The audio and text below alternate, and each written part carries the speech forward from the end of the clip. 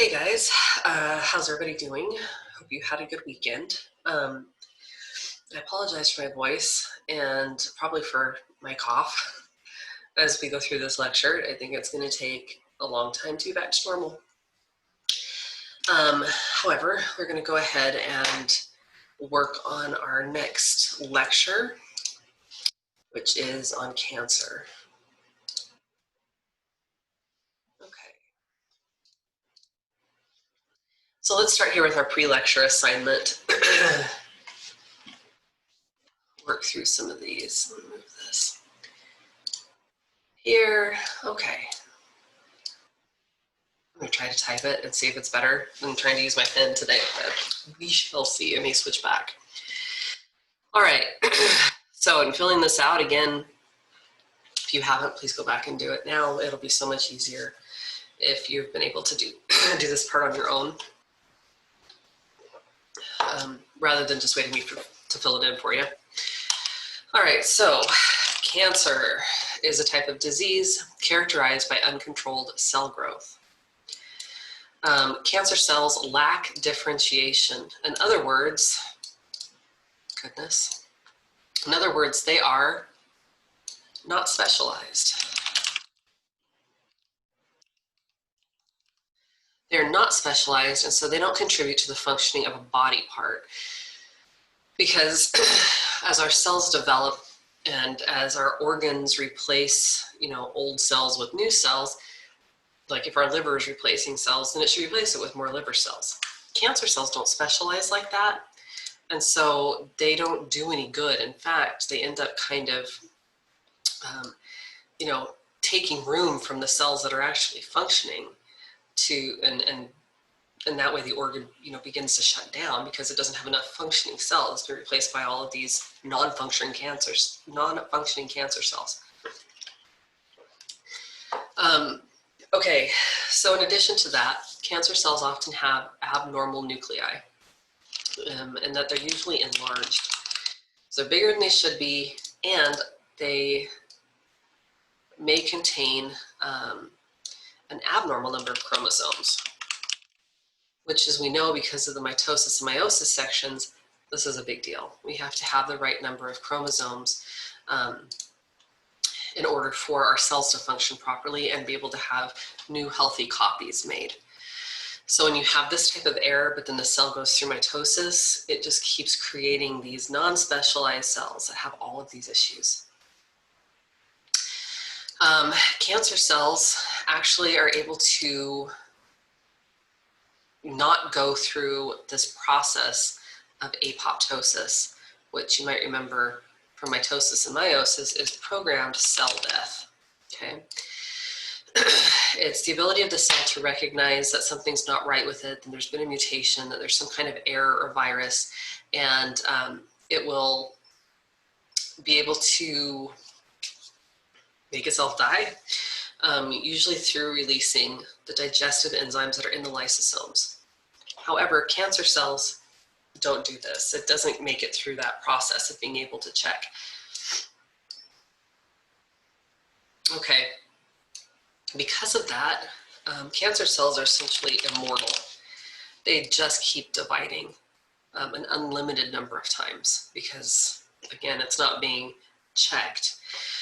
And apoptosis doesn't happen, so they just keep going. Chromosomes are capped with something called telomeres.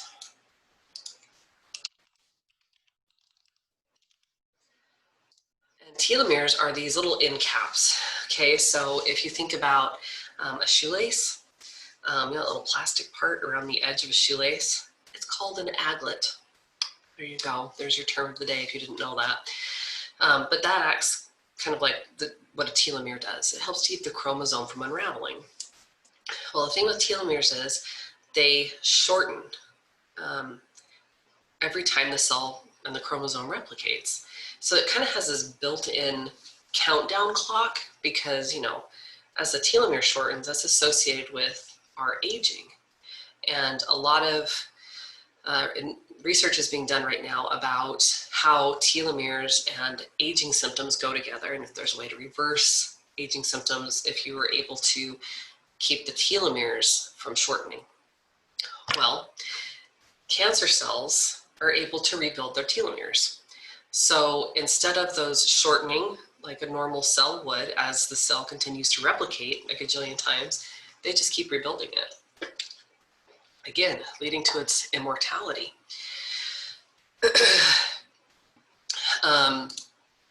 Cancer cells also lack something called contact inhibition.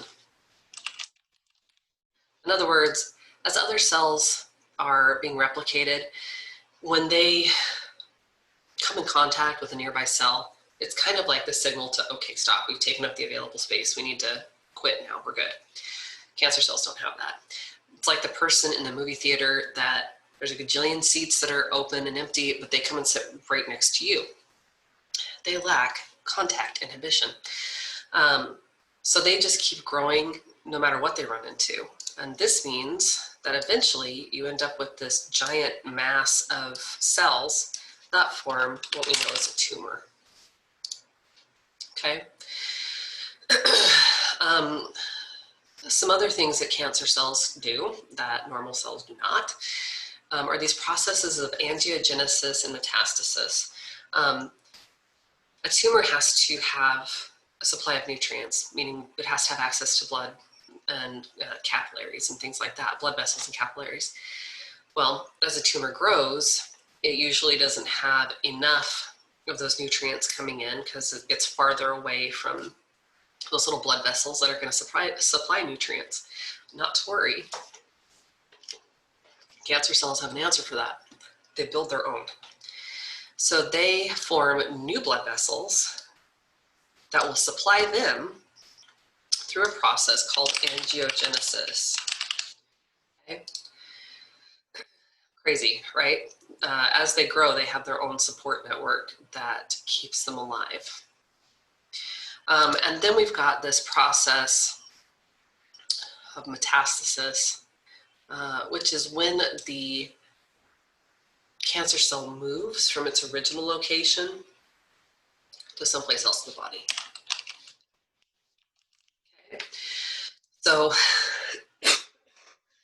if you have a cancer cell that originated in the pancreas, metastasis would be when one of the cells or some of the cells from that pancreatic tumor end up in the blood vessels, at which point they can end up any place in the body because they just follow the blood. So you could have what was a pancreatic tumor metastasize, and now you've got a new tumor forming in the lungs. Okay. So it's essential to understand why cancer cells are so crazy rogue in this way, to understand how cancer then works, and obviously to try to find a cure for cancer. All right, let's move here to this next.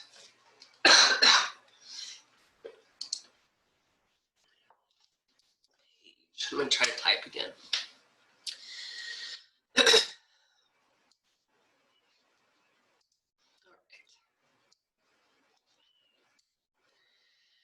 So let's talk about cyclins and checkpoint proteins. Cyclins, first of all, I should say, these are specialized types of proteins that help trigger the next phase of the cell cycle. Okay.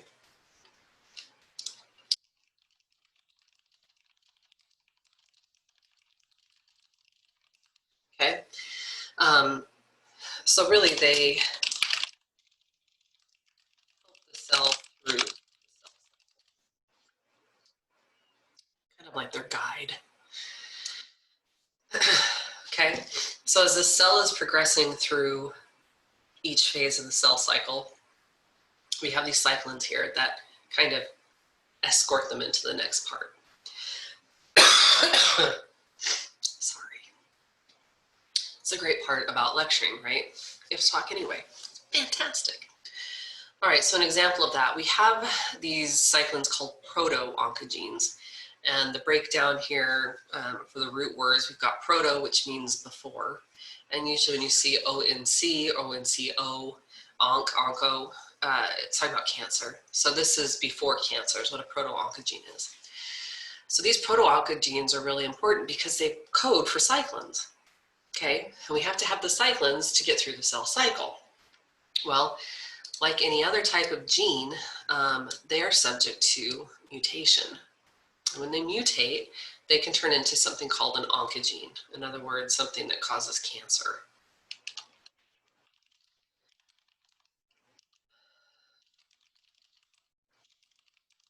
Okay. This is bad, obviously, because now we have these important cyclins that are supposed to take us through the cell cycle, but they have mutated to the point that they're actually going to cause cancer by not controlling cell growth the right way. Okay, so then we have these checkpoint proteins, which you should be somewhat familiar with as far as their function and where you find them, because again, we went over them in the mitosis and meiosis sections. But if a checkpoint fails, the checkpoint proteins are there to inhibit the next cyclin that should be coming in. Okay, so we have this G1 protein, or I'm sorry, this G1 checkpoint. And at the G1 checkpoint, the cell pauses to make sure that the right type of cell growth is taking place, that we're doubling the amount of proteins and organelles and stuff like that in the cell. If the cell doesn't pass this checkpoint, if it fails the exam, if you will, then we have these proteins at the checkpoint whose job is to stop the cyclin and be like, you can't come in yet, we can't move forward, we have an issue. At that point, the cell, the error with the cell should be fixed. And then the G1 checkpoint would check again and then allow the cyclin to come in to escort the cell into the S phase. Okay. So, types of these proteins, these checkpoint proteins, we have the tumor suppressor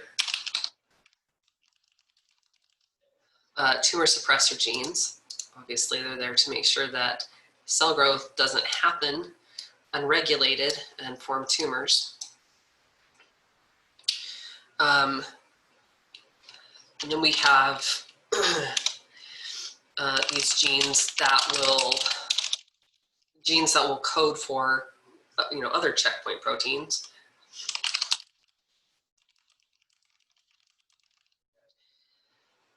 And again, these can also become mutated. Okay. If they mutate, then naturally you could see where a problem would come in.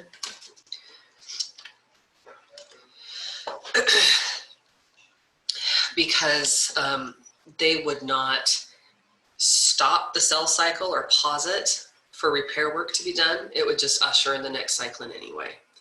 So it wouldn't do its job.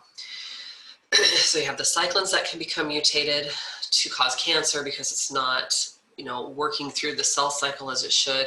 You have the checkpoint proteins, like the tumor suppressor genes, that fail because they end up mutated, and then they are just bringing in new cyclins whether the cell is damaged or not.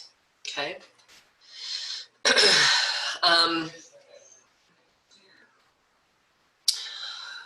What else did I want to say? There was something else I wanted to say here. I feel like I lost my train of thought. Okay, well, let's look at the bottom. Pause and think of what proto-oncogenes and tumor suppressor genes do in their mutated form. And then remember that cancer cells are abnormal and grow fast. So we kind of already talked about it. An oncogene would hurry through the replication process without waiting for checkpoint proteins. Checkpoint proteins that are mutated, of course, would just bring in the new cyclin even if the cell was damaged.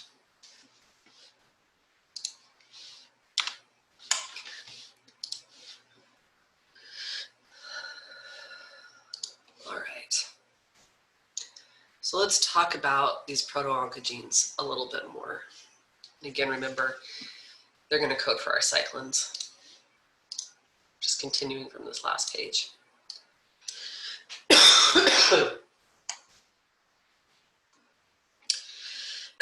Okay, so proto-oncogenes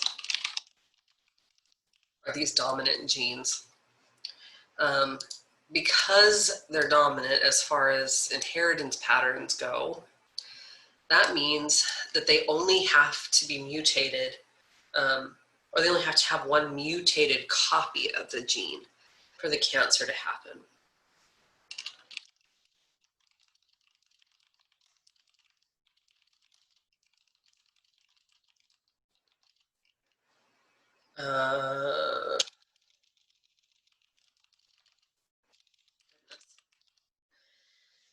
So we haven't really done inheritance yet. That's coming up here. But basically, you have a dominant gene and a recessive gene. When the dominant gene is present, the recessive gene gets masked, so you don't see it, okay? Because a proto-oncogene has, this dominant version, if one proto-oncogene is healthy and one is not, this is the damaged or mutated one, this one blocks this one, and so cancer can happen anyway. All right, so some examples of that. It's abbreviated HER2. And this particular type of proto-oncogene can mutate so that it causes cancer. Okay, so it can mutate to an oncogene that causes breast cancer. This particular gene codes for estrogen receptors. Estrogen, of course, is the one of the primary sex hormones in females. Okay, so it codes for these estrogen receptors on mammary cells, which are in the breast, that trigger mitosis. Well, 30% of breast cancers contain many copies of this gene. All right, 30%. That's a really good number. Well, not good, how do I want to say it? That's a significant number when it comes to cancer, 30%. So in other words, if there's a way to deal with this specific gene, it could eliminate 30% of all breast cancers. Kind of a big deal. So when it comes to normal mitosis, that should happen in mammary cells. You're going to have division during puberty and usually postpartum, so after a woman has a baby. But other times, it shouldn't happen, okay? This cancer cell, this oncogene, or this cancer gene, this oncogene, causes this to happen even when nothing should be going on with the breast tissue. There shouldn't be any division if there isn't pregnancy or right after pregnancy and if puberty's done with. Okay, another example, RAS. This is a gene that activates cyclins as needed.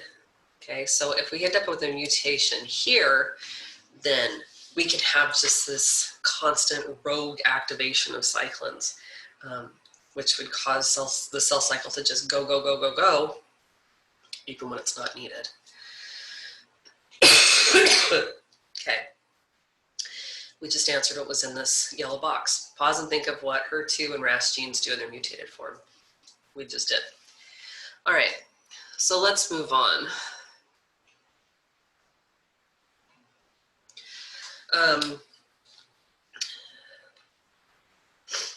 Actually, I guess with the HER2. So we talked about RAS. The HER2, I should go into a little bit more detail because this gene codes for estrogen receptors on mammary cells. When you have a mutation in the HER2, you end up with an overabundance of estrogen receptors that are put into the mammary cells. And that means that even when there's not a spike in estrogen, there's more receptors, which means more estrogen can bind, which would then trigger mitosis. Okay. All right, let's continue with some more tumor suppressor genes that code for our checkpoint proteins, some examples. All right, so we have something called P53. P53 is actually really common when it comes to cancers, or this mutated issue with this is common. In fact, it's so common that up to 50% of tumors have a mutated version of this gene. 50%.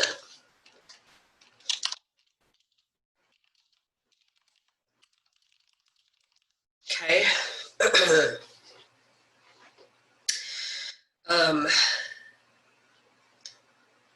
So actually, hang on guys, I'm typing stuff in the wrong spot. Jeez, I'll just have to type over it. I'm gonna put this down here. Forgive me.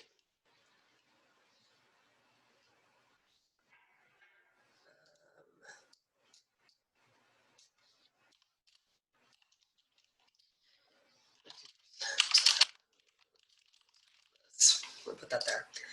I need to give you the definition here for a tumor suppressor gene. I apologize. All right. So unlike proto-oncogenes, which are dominant, so you only need one copy that's screwed up, tumor suppressor genes are recessive. It means that you have to have two mutated copies for there to be cancer and there to be a problem.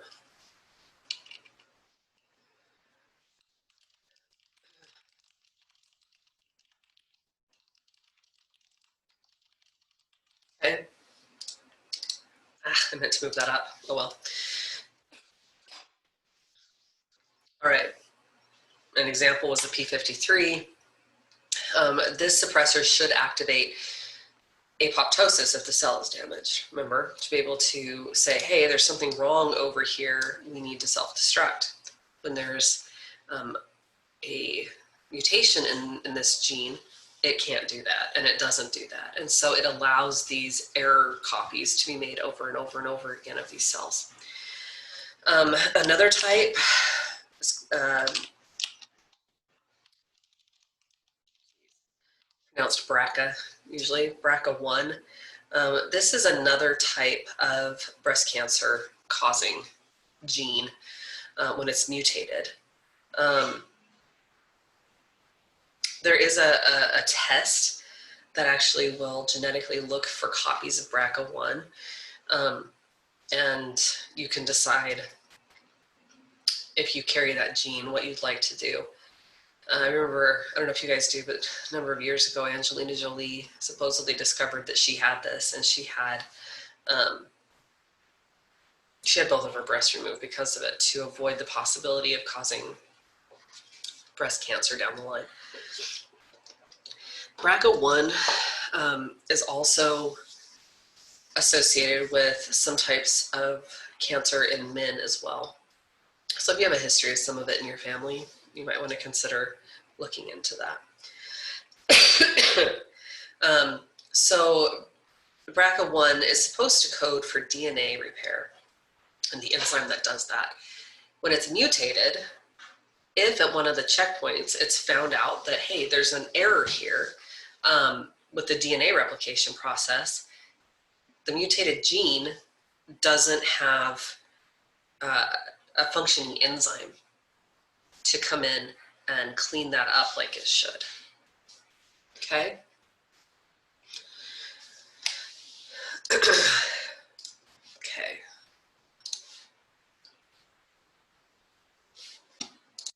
All right. I'll still try to keep typing on this. All right, so oncology is the study and treatment of cancers. Tumors are classified based on their place of origin. So let's just do some examples. Cancers of epithelial cells are classified as carcinomas. Cancers of muscle, bone, or connective tissue are sarcomas. Cancers of blood, usually don't do the OMA on this. This is where we're dealing with leukemia. Cancers of lymphoid tissues or tissues that are participating in the immune system and the immune response are lymphomas. An immature or cancer of an immature cell or a cell that hasn't finished developing, such as those you see in childhood cancers. These are called blastomas. Okay. When it comes to cancers, some of it's genetic, but some of it is also about environment or environmental triggers or environmental exposure. So when it comes to environmental issues, there are things that are called carcinogens. In other words, they're things that are known to cause cancer. A lot of times, if you're at a gas pump and you look over at all the different labels that are on that gas pump and warnings and disclosures and everything else, you'll see that it usually says some component is a known carcinogen. Sometimes you see it when it comes to smoking or alcohol. And so it means that there are components of that have the ability to cause cancers that are known to mutate cells to the point that they become cancerous. That mutation happens in the DNA. I'll get through this, guys. Sorry. Okay. So, some known carcinogens. Radiation is a big one. We do get radiation from UV light, ultraviolet rays, radiation from the sun exposure, which is why we wear sunscreen, to try to prevent the skin cancers that can form because of exposure to these rays. And then, of course, you can have radiation through things like x-rays. X-ray technicians tend to have, back in the day, in fact, let me see if I can find this picture, some serious issues. Oddly enough, I have a picture of it right here. See if I can get you guys to see it. There's like the reflection of the screen. This is an actual picture taken of somebody that was a radiographer back in the day. You can see that the nails are gone. Part of the fingers are actually cut down themselves. The skin is badly discolored. And that's because they, unlike today, were not operating behind shields or wearing protective gear that would protect them from the high levels of X-ray radiation that were, they were exposed to constantly when they were X-ray patients.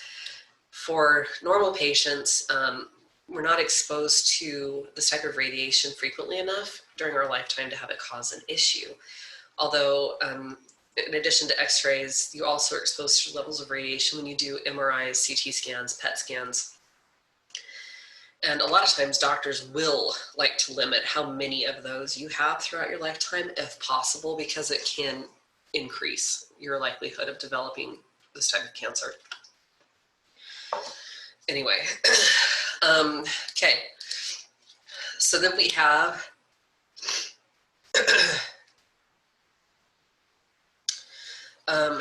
chemicals, such as those found in tobacco smoke and in asbestos.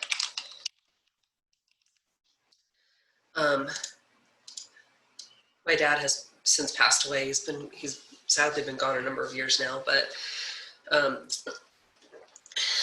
he was married once before. He was married to my mom, and his first wife died of mesothelioma, which is cancer caused by asbestos. It was a common component of a lot of building supplies back in the 70s and earlier. And her dad worked in construction, and it was an insulation, big component of insulation at the time that we put in the walls. And somehow, she inhaled some of those asbestos crystals that caused cancer. None of her siblings got it. Her dad didn't even have it, but she ended up with asbestos-based cancer, mesothelioma, and died from it. It's a terribly unpleasant way to die. I mean, most ways to die are unpleasant. Yeah. This one was a nightmare. So, personal experience with asbestos cancer, at least through my dad. And then finally, we've got viruses. So there are 4 human viruses currently known to cause cancer. One of them is HPV, or human papilloma virus. It tends to cause more issues in women for cancers than men. But it degrades that p53 gene in the cells that are infected. And if you remember, the p53 is supposed to trigger apoptosis, okay? But in infected cells, apoptosis doesn't happen. One more page. Sorry. I know it's hard to listen to, I apologize. But it has to get done. Okay. Last page. So this is about cancer treatment. When it comes to treating cancer, we've got a couple of different options currently. One of those is surgery. Surgery to remove the cancer. This is usually if you've got a tumor you're dealing with, it can remove the tumor. That's still combined with other treatment to try to keep the cancer from spreading or recurring. Those other types of treatment are usually radiation. Radiation, interestingly enough, is something we just talked about on the last page as being a carcinogen. And yet it can also destroy cancer cells, so it can do both, right? Usually radiation is given in the form of X-rays or gamma rays, and that those terms come off of the electromagnetic spectrum. If you look it up, you can see the electromagnetic spectrum. It includes things like radio waves and microwaves, ultraviolet rays. Anyway, so it's on that spectrum if you look at it. But the radiation is localized. In other words, if there's a brain tumor, the radiation is directed in a ray at the tumor itself. So it's not something that's just systemic. The one that's systemic is called chemo or chemotherapy. Chem meaning chemical. So chemotherapy is not localized, it's body-wide.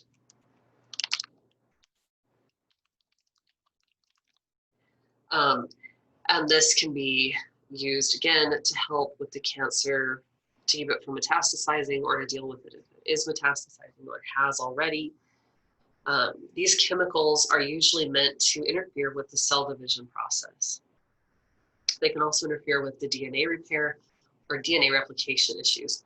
So wherever those genes, either the proto-oncogenes or the checkpoint proteins, wherever those are having issues, these drugs are usually meant to pinpoint that specific issue to destroy the cancer or to keep it from continuing.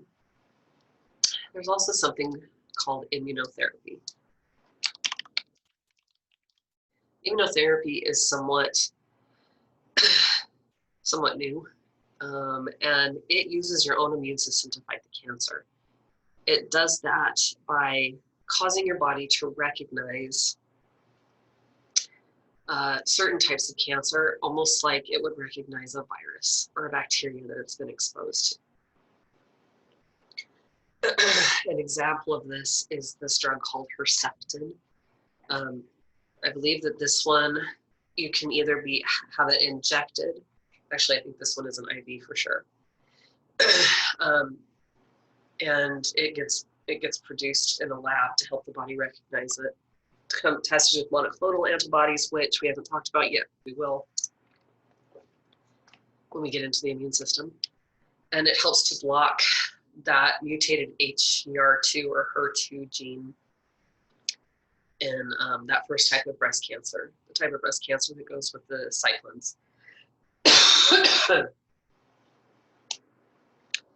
Okay, I made it.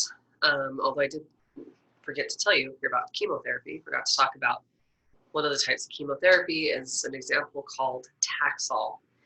And the Taxol is going to inhibit spindle fibers.